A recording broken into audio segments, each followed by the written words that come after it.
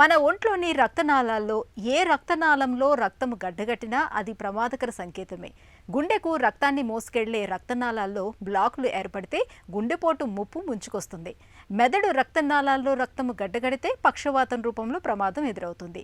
అలాగే కంట్లోని సిరల్లోనూ కొన్ని సందర్భాల్లో రక్తం గూడు కట్టుకుంటుంది. ఇలాంటప్పుడు రక్త ప్రవాహానికి అవరోధం ఏర్పడి కంటి లోపల సిరలు మూసుకుపోతూ ఉంటాయి. ఫలితంగా చూపు తగ్గుతూ ఉంటుంది.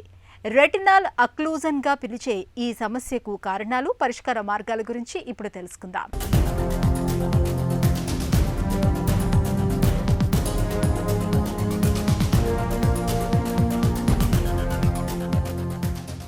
గుండె నుండి శరీర అన్ని భాగాలకు మంచి రక్తాన్ని తీసుకెళ్లేది ధమనులైతే, శరీర భాగాల నుండి చెడు రక్తాన్ని వెనక్కు గుండెకు తెచ్చే రక్తనాళాల్ని సిరలు అంటుంటాం.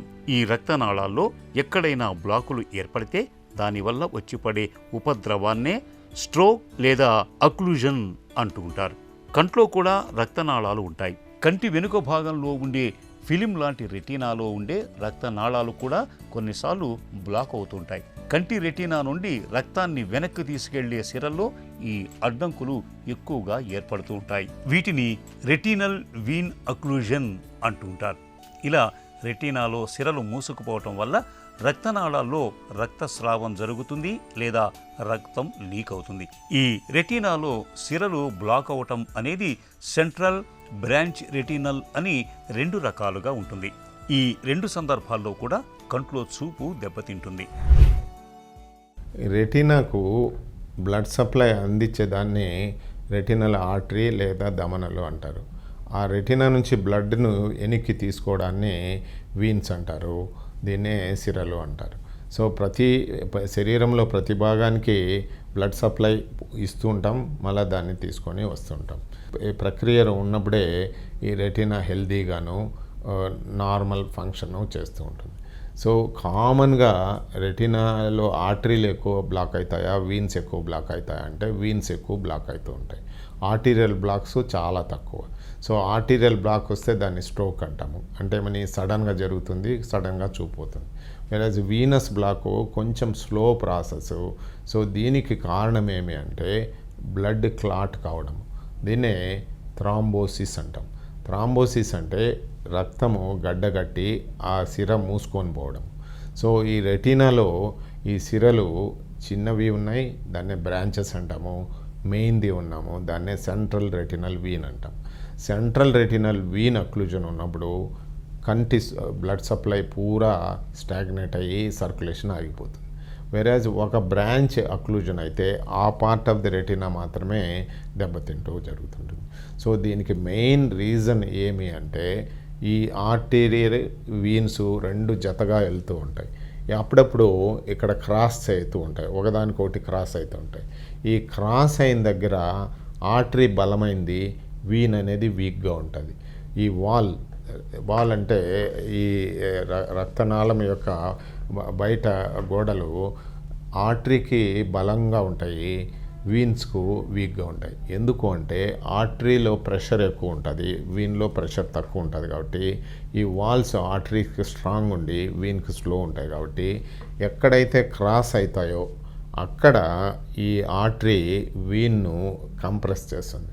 ఈ కంప్రెషన్ అయినప్పుడు ఈ బ్లడ్ ఫ్లో తగ్గిపోయి స్లో అయిపోయి, ఎక్కడైనా బ్లడ్ ఫ్లో స్లో అయిందంటే అక్కడ గడ్డ కట్టిపోతుంది. ఇప్పుడు మన బ్లడ్డే బయటకు వచ్చినప్పుడు స్లోగా కారుతున్నప్పుడు అది క్లాట్ అయ్యే ఛాన్స్ ఉంది. సో ఇలాగా బ్లడ్ ఫ్లో ఎప్పుడైతే తగ్గిపోతుందో వీన్లో, అప్పుడు అక్కడ క్లాట్ అవుతామో దాన్నే థ్రాంబోసిస్ అంటాం. సో ఈ కారణాలు ఏమి అంటే, ఒకటి ఏజ్ పైబడిన వాళ్ళకు ఈ ఆర్టరీస్ స్ట్రాంగ్గా అవుతాయి.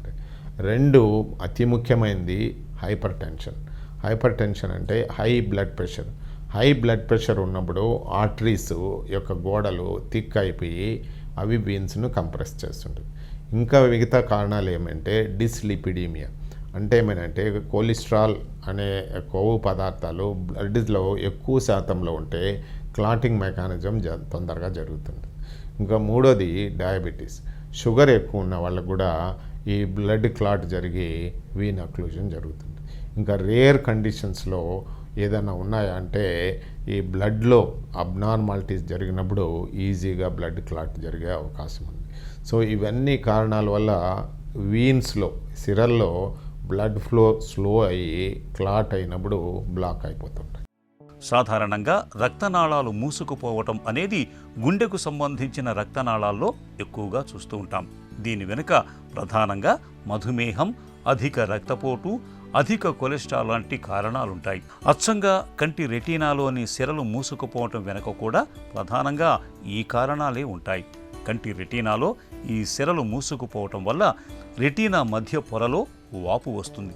దీంతో చూపు మసగబారటం లేదా కంటి చూపు దెబ్బతినటం జరుగుతుంది. అలాగే రెటీనా సిరలు మూసుకుపోతే కంట్లో చిన్నపాటి అసహజ రక్తనాళాలు పుట్టుకొస్తాయి. దీన్ని నియోవాస్కులరైజేషన్ అంటారు. దీనివల్ల కూడా కంటి చూపు దెబ్బతింటుంది. ఇలా కొత్తవి అసహజమైన రక్తనాళాలు పుట్టుకురావటం వల్ల కంట్లో ఒత్తిడి పెరిగి అది నియోవాస్కులర్ గ్లకోమాకు దారితీసి కంటి చూపును దెబ్బతీస్తుంది. మొత్తం కంటి రెటీనాలో సిరలు మూసుకుపోయినప్పుడు దానిని అశ్రద్ధ చేస్తే చూపు శాశ్వతంగా దెబ్బతింటుంది. ఇన్వెస్టిగేషన్స్ మనం ఏ కారణంతో ఈ రక్తనాళం బూడ్చకపోయింది అనేది చూసుకుంటున్నాం. ఫస్ట్ ఇన్వెస్టిగేషన్ ఏమంటే బ్లడ్ ప్రెషర్ ఉందా లేదా, బ్లడ్ షుగర్ ఉందా లేదా, లిపిడ్స్ ఎలా ఉన్నాయి, సీరం హోమోసిస్టిన్ అన్నాం. సీరం హోమోసిస్టిన్ అనే లెవెల్స్ ఎక్కువ ఉన్నా కూడా క్లాటింగ్ మెకానిజం ఉంటుంది.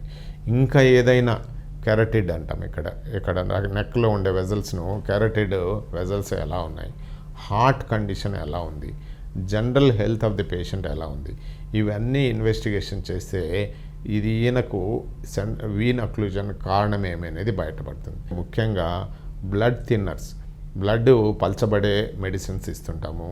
దాంట్లో కూడా యాంటీప్లేట్లెట్స్ లైక్ ఆస్పిరిన్ అని, క్లోపిడాగ్రల్ అని ఇలా మెడిసిన్స్ పెట్టేదానివల్ల, ఇంకా అవసరమైతే హిపరిన్ అని. సో ఇలాంటి మెడిసిన్స్తో రక్తం పల్చబడి ఈ క్లాట్ తగ్గేసి ఈ మూసుకుపోయిండే వీను మళ్ళీ ఓపెన్ అయ్యే అవకాశాలు ఉన్నాయి. సో ఇవి జనరల్ ట్రీట్మెంట్. కంటి భాగానికి ట్రీట్మెంట్కి వస్తే ఇస్కీమియాకు మనం ఏమీ చేయలేము, ఆ జనరల్ డాక్టర్ చేయాల్సిందే. మ్యాకులార్ ఎడీమా అనింది. మ్యాకులార్ ఎడీమా అంటే రెటీనా ఉబ్బిపోవడం. దీనికి యాంటీవెజ్ ఇంజెక్షన్స్ అనేటివి కంటి లోపలనే ఇస్తుంటాం. దాంట్లో కూడా రకరకాల ఇంజెక్షన్స్ ఉన్నాయి. ఏ పేషెంట్కు ఏది సూట్ అవుతుందని డిసైడ్ చేసి, సో యాంటీవెజ్ ఇంజెక్షన్స్. ఇంకా కొంతమందికి లాంగ్ యాక్టింగ్ స్టెరాయిడ్స్ వచ్చినాయి. ఈ లాంగ్ యాక్టింగ్ స్టెరాయిడ్స్ ఒకసారి ఇస్తే 3 నుంచి 6 మాసాలు పనిచేస్తుంటాయి. ఇలా లాంగ్ యాక్టింగ్ స్టెరాయిడ్స్ కానీ యాంటీవెజ్ ట్రీట్మెంట్ కానీ ఈ మ్యాకులర్ ఎడీమాకు చాలా ఉపయోగపడుతుంది. ఇంకా మూడోది న్యూ వెజల్స్. న్యూ వెజల్స్ రాకుండా ఏం చేయాలంటే సేమ్ యాంటీవెజ్ ఇంజెక్షన్స్, దాంతోపాటే లేజర్ ట్రీట్మెంట్ జరుగుతుంది. సో ఈ లేజర్ చేసేదానివల్ల కొత్త రక్తనాళాలు వచ్చే ఛాన్స్ తగ్గుతాయి. ఈ మ్యాకులర్ ఎడీమా ఫ్యూచర్లో ఉబ్బేది కూడా కొంతవరకు తగ్గుతుంది.